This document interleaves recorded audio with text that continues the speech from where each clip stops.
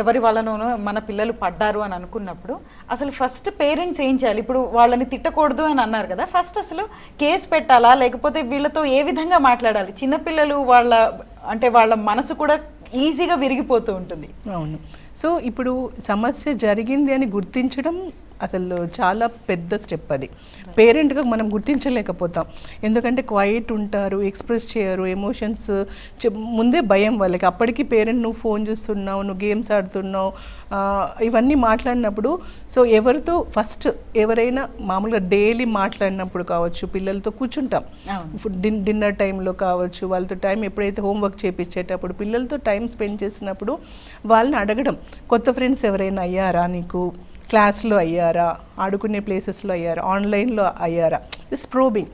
నాకు ఆన్లైన్లో ఫ్రెండ్స్ అయ్యారు. సో అట్లాగా స్టార్ట్ చేసి ఎవరెవరు ఎక్కడెక్కడ ఏ ఫేజ్ కేటగిరీస్లో నీకు ఫ్రెండ్స్ ఉన్నారు, స్కూల్ ఫ్రెండ్స్ ఎవరు, సో మన గ్రాండ్ పేరెంట్స్ చేసేవాళ్ళు ఎవరున్నారు, ఎవరి పిల్లలు అంతా కనుక్కునేవాళ్ళు.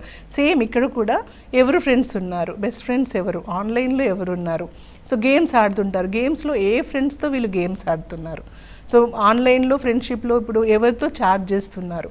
సో ఇవన్నీ మెల్లగా ప్రోబ్ చేయాలి. ఆ ప్రోబ్ చేయాలంటే ఏం కనెక్షన్ అనేది ఉండాలి, బాండ్ అనేది ఉండాలి. మదర్కి కావచ్చు, ఫాదర్కి కావచ్చు, గ్రాండ్ ఫాదర్ పేరెంట్స్కి కావచ్చు, ఆ బాండ్లో వాళ్ళు చెప్పుకోగలగాలి. సో అప్పుడు తర్వాత ఏమైనా కాన్సిక్వెన్స్ వస్తే పలానా పర్సన్ ఇది చేశారు అని చెప్పుకోవడానికి ఉంటుంది. ఇప్పుడు ఆన్లైన్ గేమింగ్ కంపల్సరీ అయిపోయింది, పిల్లలకి అది ఒక స్టేటస్ అయిపోయింది. నేను ఈ గేమ్ ఆడుతున్నాను, నేను ఈ లెవెల్లో ఉన్నాను అనేది దిల్ డిస్కస్.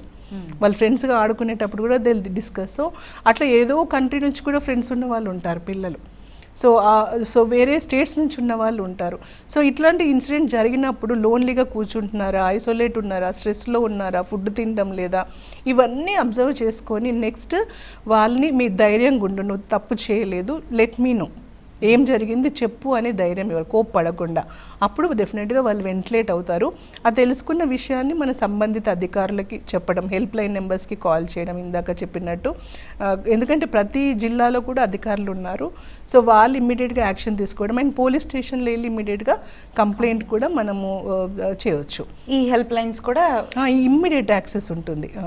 కాల్ చేయగానే they'll respond and they'll ask, అంటే ప్రాపర్గా మనకి ఫర్దర్గా కూడా గైడెన్స్ అనేది వాళ్ళకి ఇవ్వడం జరుగుతుంది.